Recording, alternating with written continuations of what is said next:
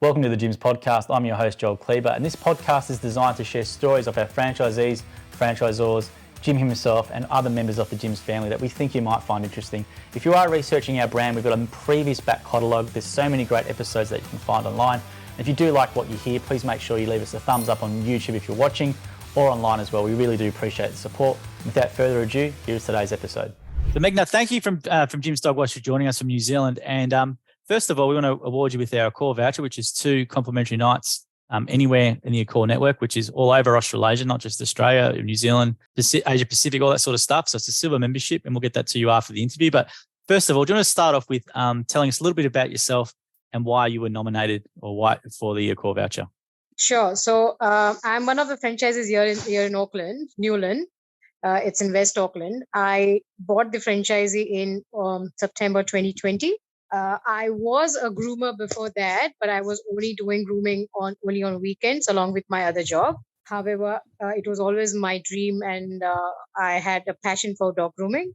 So I wanted to come on board, do it full time, but didn't know how to go about it. Then I saw this advertisement on Facebook, got in touch with the franchisor. That time was Michelle, and she fantastically told me how to get on board. And finally I got board on in September 2020. Since then, this journey with dog grooming has been marvelous. Being a single mom myself, I was struggling with the 9-to-5 job and have that flexibility around my daughter. But since I started this business, it has given me a very good flexibility with time, being my own boss. Love to be around dogs. I've been a dog owner of 3 pugs myself. So You're 3 pugs. 3 pugs, That'd be a handful. I know. So, how do you sleep at night? Because I've got 2 Shih Tzus, and I sleep in the bed and they snore all the time. So I can imagine what pugs would be like being with the flat nose. I know. And my 3 pugs came from India, from all the way from India to New Zealand. So, and grooming them, I used to have a very different feeling. I used to feel that, oh, wow, what great they must be feeling after I groom them. So, and actually that interest came from my own pugs. And I've always been passionate about dog grooming. Gyms as a brand has, as I said, I was a dog groomer before I took the franchisee, but you know how people don't trust when there is not a brand name. So I could see the difference when I bought the franchisee, the trust that people have in the Gyms brand. That's because, gyms have got so many divisions. So dog grooming is one of them. But the kind of trust that they have in the brand, that's amazing. And I could see the work flowing in, and I could see that I'm getting enough customers, getting to meet my income target, all those things, advertising support, even the general support, like, if you get stuck with few things in the beginning, the support was always there. So my journey with Gyms has been great. Yeah. 2.5 years down the line, I've myself been now a trainer here in New Zealand. So anybody who comes on board, a new franchisee who takes the franchisee of dog grooming, they come to me for training. I train them. So they've been great. It's just been great. And how long you've been in New Zealand for? I came to New Zealand in 2009. So yeah, for a long time, yeah. And so with the grooming itself, so you were doing it on the side. So did you go for the full training? Did you do it over in Australia? Or did you have to do it in New Zealand, or how did you do the training? As I said before, I took the franchisee. I was a groomer myself, but I did a grooming course with one of the master groomers here, Angela Anderson. So Angela, I've already done a certificate course with Angela, but I was just doing, after the course, I was just grooming from home only on the weekends. And did you do the Gyms Group training as well? As in the grooming training? The 3-day business one. So there's a generic Gyms training, like the one that's at... Unfortunately, we joined during COVID, so we had to do... So it's online. Yeah. So most people think, you started your business pretty much at the start of COVID, and it would have been, obviously very hard. It was hard for a lot of people here. So how did you go during that time with your business, being a new business owner? We had quite a good support, like from, to be honest, like the subsidies and everything from the government. At that time, we had good support from the franchisor. wherein, we were giving some guidelines what to follow to keep ourselves safe, the customer safe. And yes, people were reluctant to book their dogs in, but we could understand that, why they were doing that. Yeah, so income wise, it wasn't that great. However, it was good to be safe on both the ends. So that wasn't a big worry at that point of time. Yeah, but we got through it. Yeah. Now let's talk about the benefits that you hear from customers about obviously using you guys as a mobile groomer as opposed to salon. So what can you talk to people about the difference between using a mobile dog groomer like Jim's Dog Wash as opposed to maybe a site-based one? Or the first biggest benefit and the difference that they see is the ambience. It's one-on-one. Like, we don't keep any dogs in cages where they're waiting until we finish the other dog. So it's not that. It's like back to back, but it's one-on-one service. Second thing, the dog is groomed their own property. We come across a lot of dogs that are very anxious to leave their customers. They've got that separation anxiety.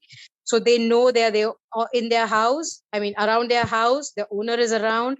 So that literally calms them down. That's another thing. Then mobile service. So it's obviously convenient. The customer doesn't have to travel. They're working from home. They're busy with their own work, and they're getting the dog groomed. So that really helps. Plus, they see the difference in the service as well. Like the salons, I don't want to take names here, but when we go and groom them, because the high standard of grooming that we do, they see a lot of difference. So I've come with very good feedback from my customers saying that after I have taken over grooming, I've started grooming their dogs, they hardly go visit the vet. So we are definitely grooming the dogs for their well-being, not just for the looks. You know what I mean? Yeah. Yeah, that's So a good point. Maybe can you just talk a bit more about that? What you just said. That's a great comment, and about not taking them to the vet. So what are customers? What's the difference with your service? Maybe to have that response. So whenever I have a new customer, I just tell them one thing. See, I'm here to groom your dog for your dog's well-being. Yes, I know you want your dog to look cute, but the thing is, I discuss with a lot of things with them. What I mean to say is, if they're concentrating on the looks, this is where we need to leave the dog with a lot of long lengths, all those things. But there comes the maintenance from the customers come in picture there, and if they are not able to maintain the dog, I don't want to see that dog in a very bad shape when I come visit the dog next time.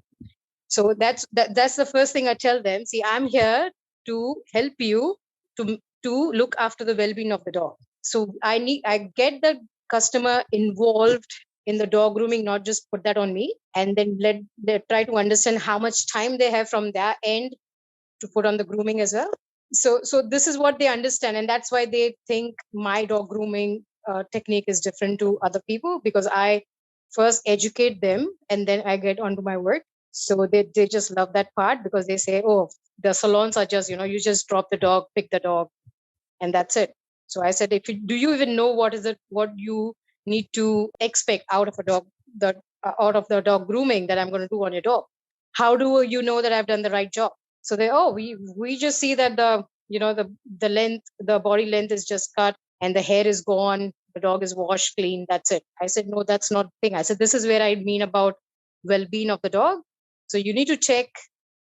Grooming is not just about the hair on the body of the dog. It's about so many other things: the nails, the cleaning of the paw pads, sanitary, all those things. And if they are not looked after, obviously the dog might end up into infections and things like that. So, and that's why I think the customers have come back and told me, since you've taken over, there's hardly any visit to the vet. So they have been able to tackle the infection problems or whatever they had. And because now the customers pitched in to do some kind of brushing and combing on the dog, that must have helped too. That's fantastic to hear. And the other thing people always say is, my dog can't be groomed, or it's too aggressive, or whatever like that. So maybe just talk through for people, just provide them with a bit about how you go about those people who think their dog is ungroomable or too aggressive to be handled. So maybe talk through the process that you go through with that. Sure. So I deal with a lot of aggressive and bitey dogs on daily basis, to be honest. And I have even got dogs and the clients from other groomers here, Jim's groomers, where they have passed on the dogs to me because at some point they thought that they can't handle the dog or whatever. So I deal with a lot of bitey dogs and aggressive dogs. I think dogs basically are not aggressive or bitey. That kind of behavior comes from their experience. So I really feel good about when I'm doing a puppy, like a first groom, because I know that I have been with the dog right from that first groom. But when people come to me and say that, oh, my dog is, I mean, the salon people have not taken him on board because it's aggressive. I don't think it's a behavior problem, but I think that behavior has come from something. So I dig into a lot of background, like, why do you think your dog is like that?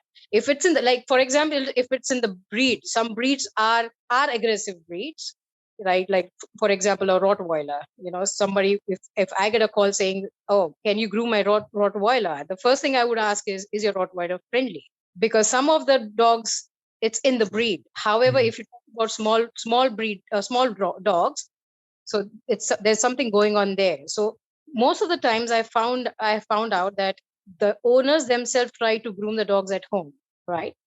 And they don't know the right technique, right? And then they start over grooming. Sometimes when they're grooming and the dog squeaks or something, they take it as a funny behavior, and then they start laughing and all those things. So it has put some impact on the dog already. Yeah. And then a point comes where the dog is not listening to, and that's the point when they say, oh, my dog is aggressive, or my dog doesn't like his legs to be touched. So you see it from there is a background to it. Now when they come to me, there are ways around it. Yeah. I first thing is, I have different techniques to groom them. So I put them on a sling, I put the muzzle on, all those things. Eventually, I've even seen this. When the dog has first come to me, the dog is snappy or bitey. But once they gain their trust back again, saying that, this groomer is not harming me, she's just helping me out, they're fine with that. So you see, you can have that transition. But I always feel that there is a background to, no dog is aggressive or bitey for me. That's good. That's good to hear. We probably have to get you to work on Jim's dog. Jim's dog's pretty well known over here for biting groomers and stuff like that. So maybe, I don't know what Jim's doing on his dog, but we might have to get you to call Jim and counsel him about what he's doing to his little dog Apollo, because he's I think like a little cavoodle, and it's yeah, very. I don't know what he's doing at home, but he's probably doing all the wrong things from what you're saying. But I was going to say though, with your flexibility. So I was raised by a single mum, so I appreciate single mums. It's a very tough gig, especially with you working as well. So how does it work around your child and your family? Oh, I'll tell you, it's like what do you say? It's like a blessing. I just work. I drop my daughter to school in the morning, and then I start working until just half an hour before her school finishes. I stop. So I'm only mobile in that time. I pick my daughter up, sort her out. Evenings I work from home, and then weekends only one of the days I work from home. So you see, there's so much flexibility. Okay, so you set up your you do that people bring the dogs to you at home to do then. Okay. Yes. So my trailer is just parked across not across, just on my property here. They just get they get their dogs, and anyways, all the mobile slots booked at the moment, so they have no other option but to get their dog to me. Yeah. That's great, and the trailers are really nice inside. We've got some videos online of them, but people need to know that the trailers, that's maybe don't talk about the features of the trailers and just they're not just a tub. There's a lot more involved in it. Sure. The trailer, well equipped. A lot of people, when they come to me, they think that there's a salon somewhere in my house, or I'm going to wash their dog in my bathtub or something. So when they see the trailer, they are literally surprised to see how well equipped it is and how all the setup is.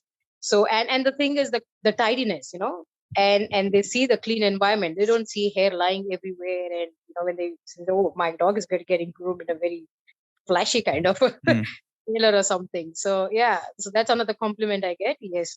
There's obviously warm water. If it is hot, there is air conditioning, all that sort of stuff. They know, they know that their dogs are getting washed with nice warm water, and they have all that pampering session actually. Yes.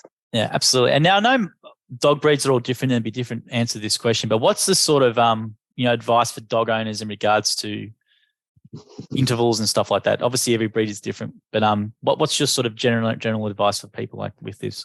Regular groomings, yes, definitely 6 to 8 week groomings. Doesn't matter if it's a short haired dog or a long haired dog.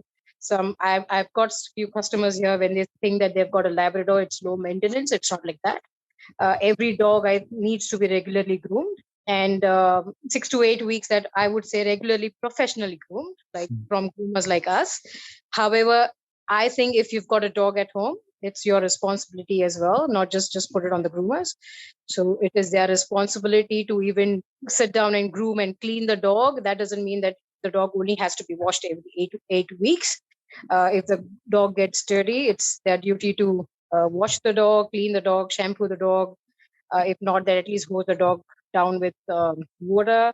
So that's what I would advise all the dog owners. If you've got the dog, it's first your responsibility, not just the groomers. Absolutely, yeah, because like people might leave it and expect you to get all the knots and stuff, but they're just costing themselves money because you've got to be there for longer time, you've got to do more work, and it's not good for the dog's health.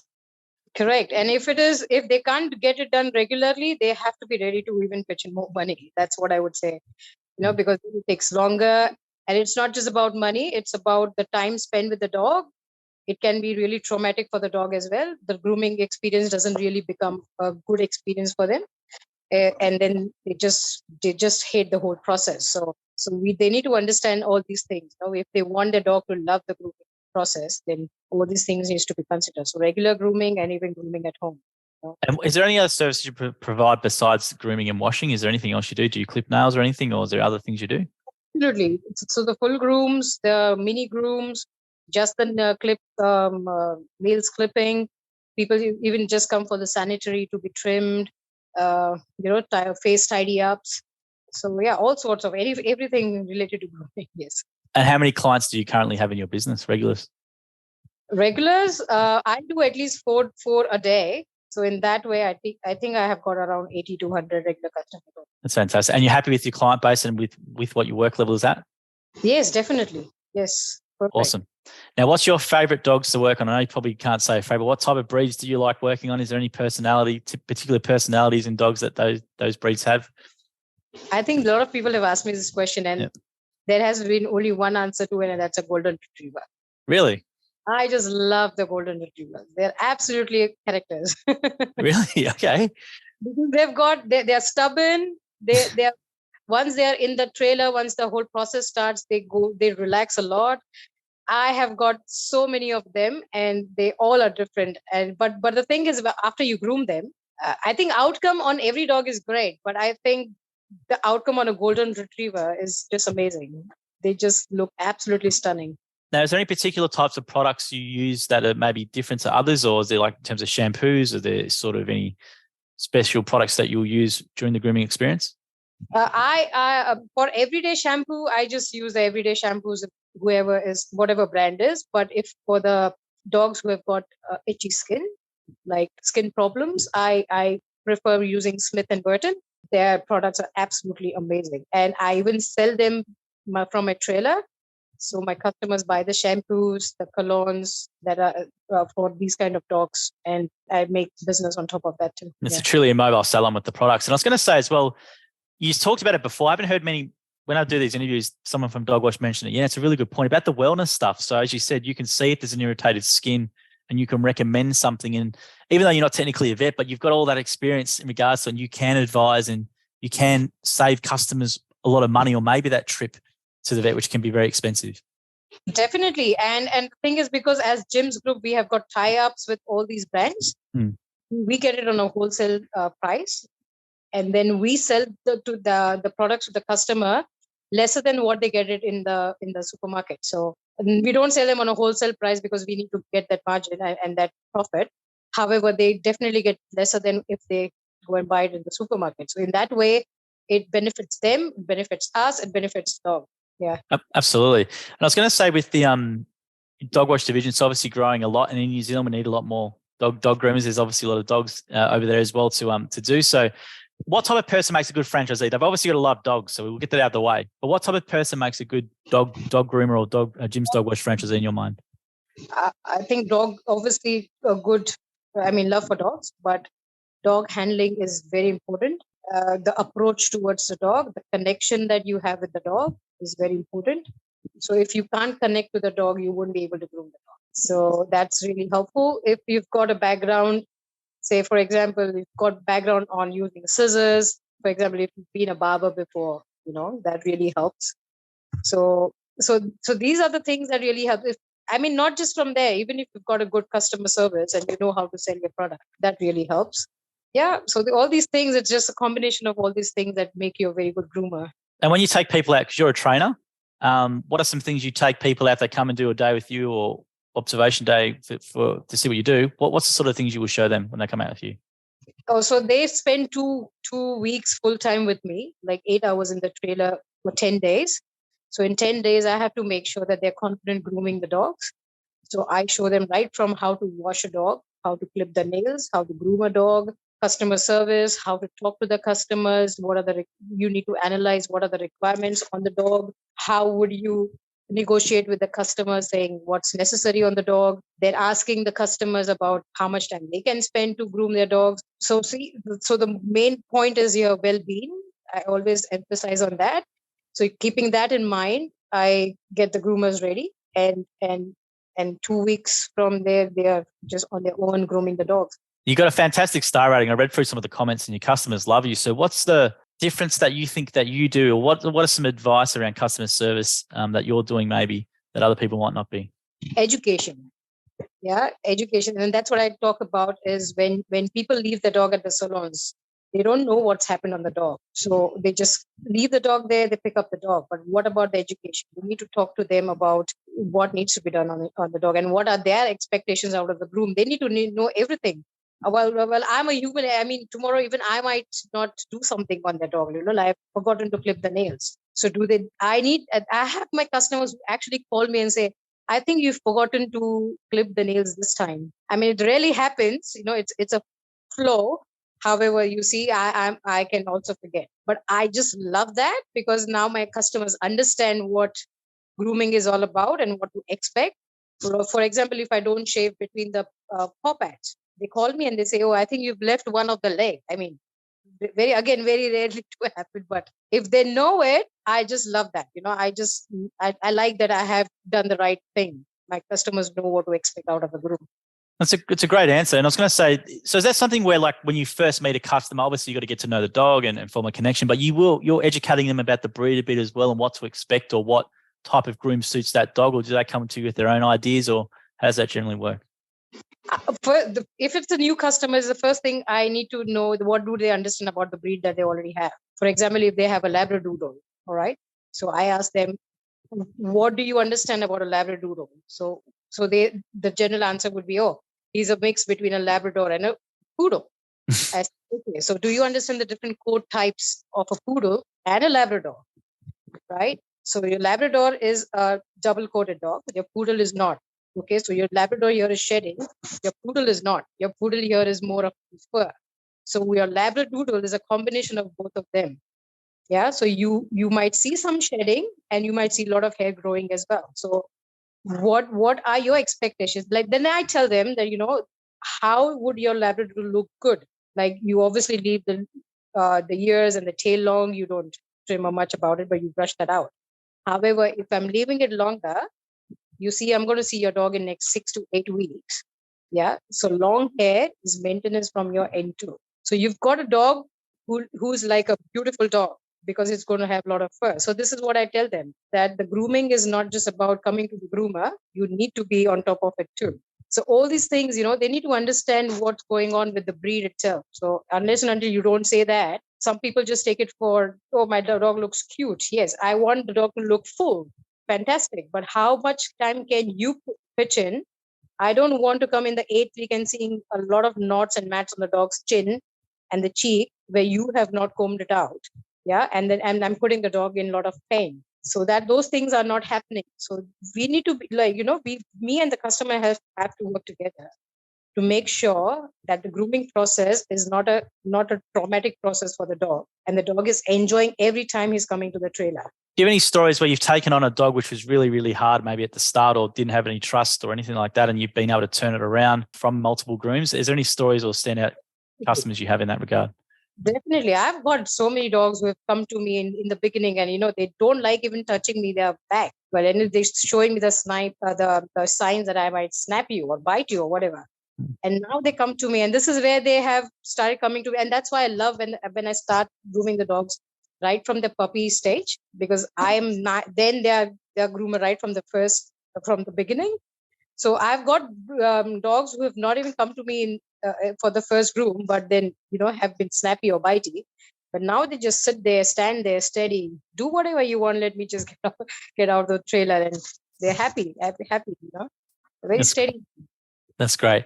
And so, first of all, thank you for all that information, and thank you for jumping on with the timings. We really appreciate it. And we're going to get this Accor voucher to you. So you and your daughter, if you want to go anywhere at an Accor hotel, you get 2 free nights on the Gyms group. And it's a big thank you to us. Obviously, you're training as well. So fantastic. Thank you for training the new franchisees, but also thank you for being a star franchisee as well. And obviously, customers love you. I've looked at your surveys and read a lot of the results and stuff. And you're an amazing franchisee.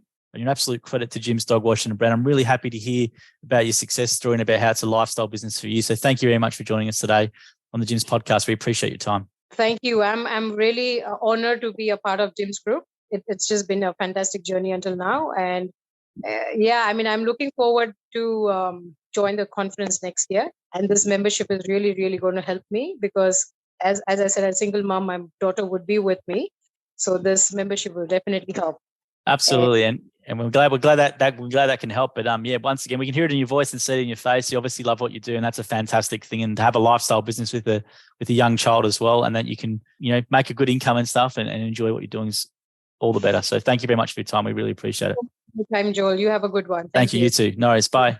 Thank you for listening to the episode of the Gyms podcast. If you want to learn more about the Gyms group, head to gyms.net or call us on 131 546 Australia or 0800 454 654 New Zealand. And if you did like the episode as well, please make sure you leave a review or a comment or a thumbs up or a comment on the video as well. We appreciate your support. And until next episode, we hope you have a great week.